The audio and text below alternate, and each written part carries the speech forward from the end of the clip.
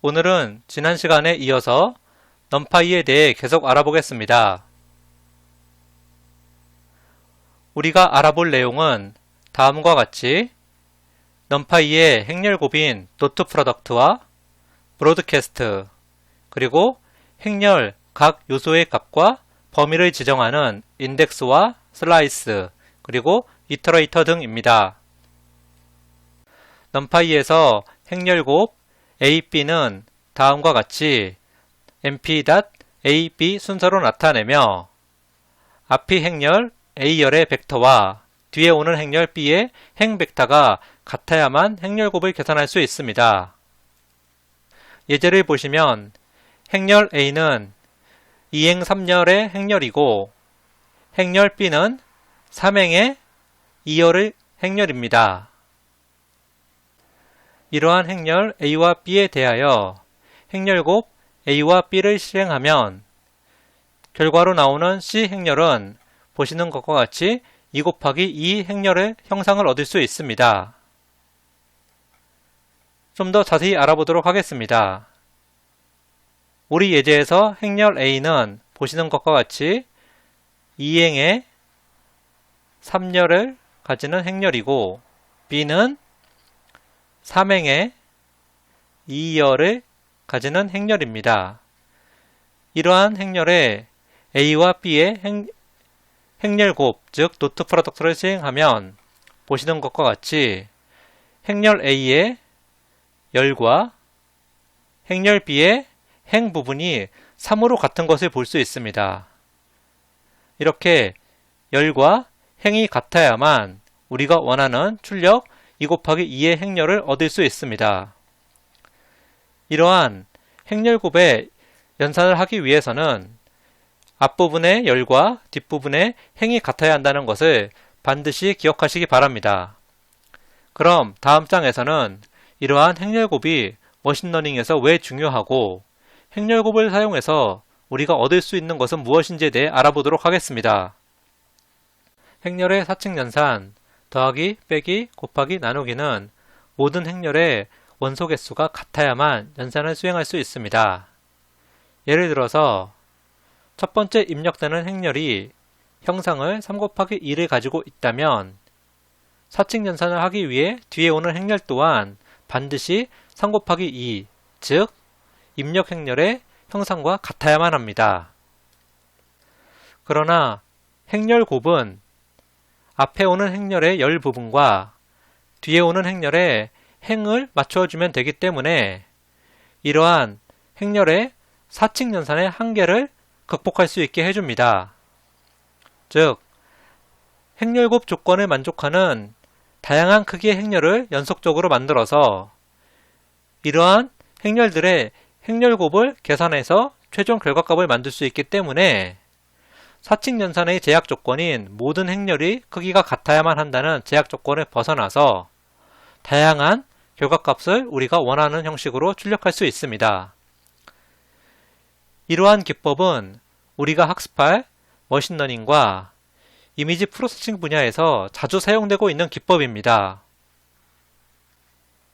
아래에 보시는 예제처럼 입력이 64 곱하기 64 행렬이고 출력이 64 곱하기 10 행렬이라면 중간 부분에 행렬곱, 즉 도트 프로덕트 연산을 만족시키기만 한다면 보시는 것과 같이 다양한 크기와 특성을 갖는 64 곱하기 256, 256 곱하기 512, 512 곱하기 64, 64 곱하기 10이라는 이러한 특성값 행렬을 만들어서 최종 결과 64 곱하기 10을 만들어낼 수 있습니다. 만약에 행렬곱을 사용하지 않고 사칙 연산만 가능하다면 입력 행렬 64 곱하기 64의 크기를 가지는 특성값만을 사용해야 되기 때문에 보시는 것처럼 이런 다양한 특성과 크기를 갖는 행렬은 사용할 수가 없습니다. 이렇듯 행렬곱, 즉 도트 프로덕트는 다양한 특성을 나타내는 행렬을 정의하고 이러한 행렬의 연산을 통하여 최종 결과를 우리가 원하는 형태와 좀 더 자연스러운 결과를 만들어내도록 도와주고 있습니다. 그럼 지금까지 행렬곱을 어떻게 계산하고 왜 필요한지에 대해 알아보았고, 다음 장에서는 넘파이만의 특징인 브로드캐스트에 대해 알아보도록 하겠습니다. 우리가 앞장에서 알아본 것처럼 행렬의 사칙 연산은 기본적으로 두 개 행렬의 크기가 같은 경우에만 할 수 있습니다.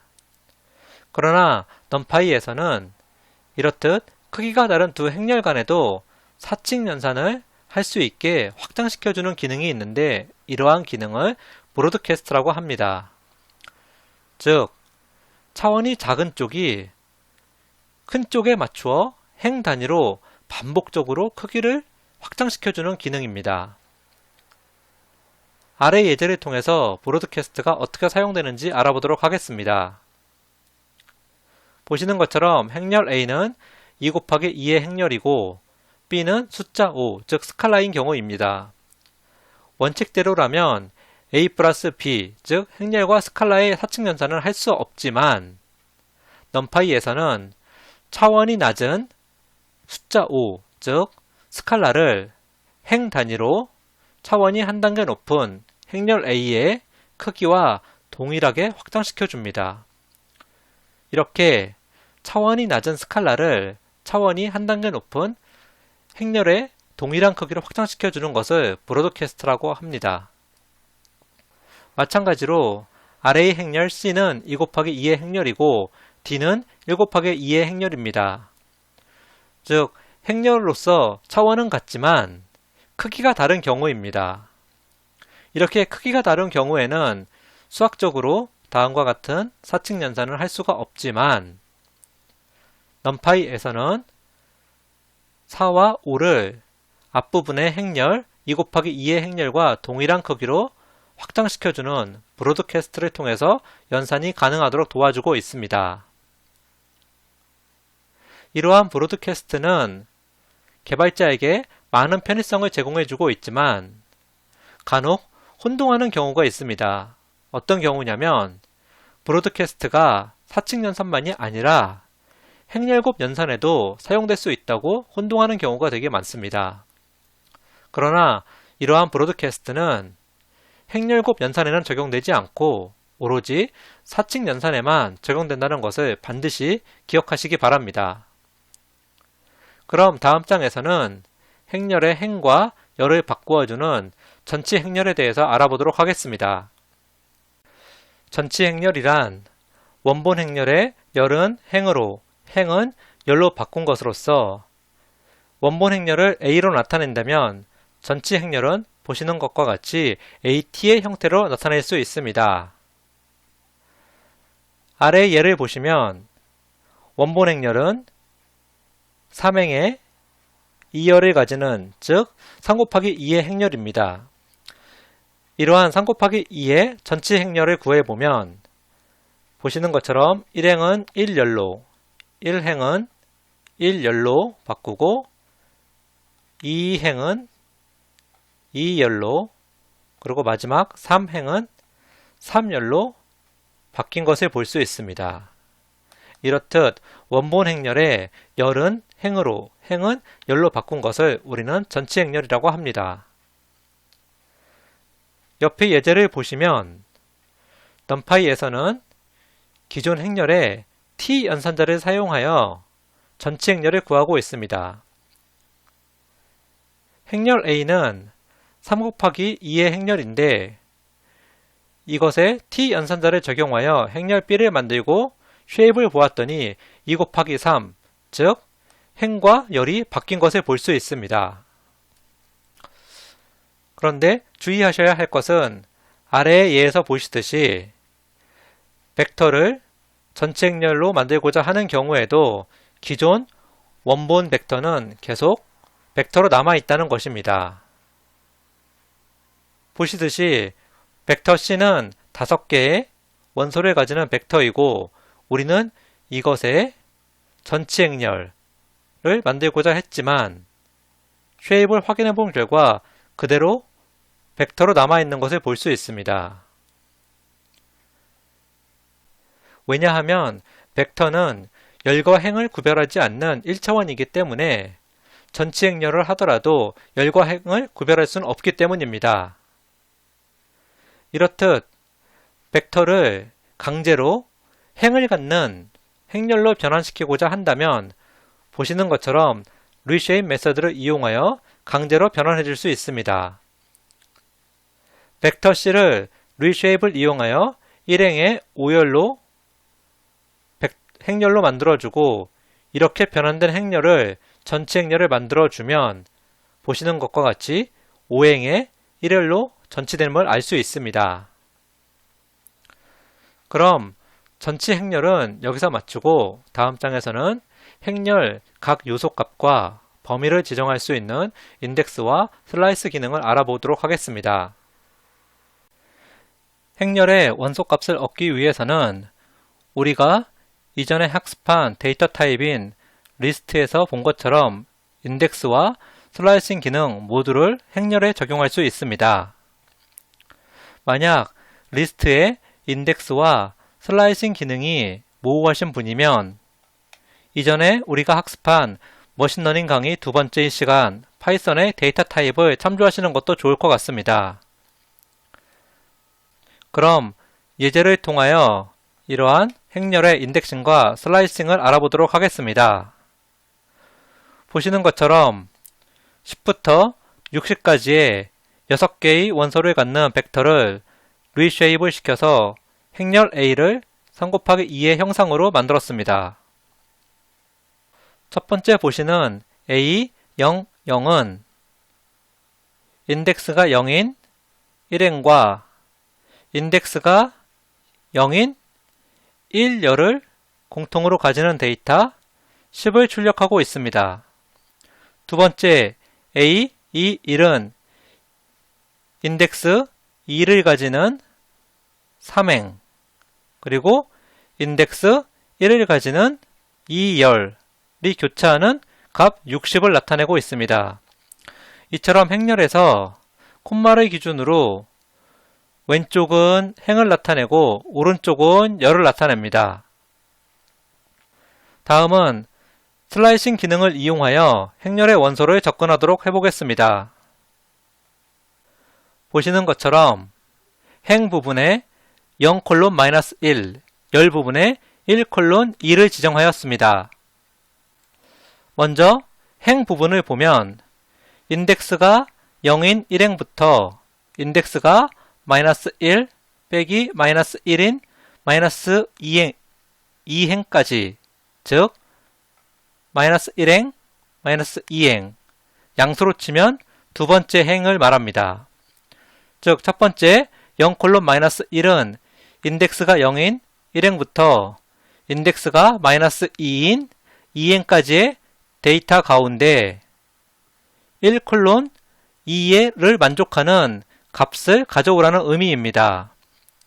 열을 해석해보면 인덱스가 1인 2열부터 인덱스가 2-1인 역시 2열의 데이터인 40을 가져오는 것을 알 수 있습니다.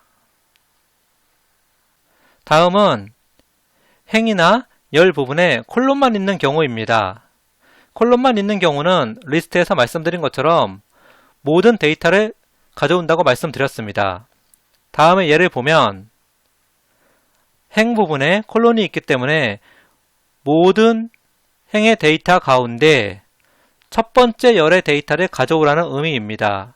인덱스 0은 첫 번째 열을 가리키기 때문에 그림 행렬에서 보시듯이 10, 30, 50을 가져오게 되어 있습니다. 다음은 모든 행과 모든 열의 데이터를 가져오라는 것이기 때문에 이것은 곧 행렬 그 자체 A를 의미합니다. 네, 그럼 이러한 인덱스와 슬라이스 기능은 리스트와 동일한 개념이기 때문에 행렬에서 원소를 갖고 오는 것도 쉽게 가져올 수 있다고 생각됩니다. 그럼 행렬에서의 인덱스와 슬라이스는 여기서 마치고 다음은 오늘 수업의 마지막인 이터레이터에 대해서 알아보겠습니다. 앞장에서 배운 행렬의 인덱싱과 슬라이싱 이외에 행렬의 모든 원소를 처음부터 끝까지 액세스하는 경우에는 이번 장에서 학습할 이터레이터를 사용하는 것이 효율적입니다.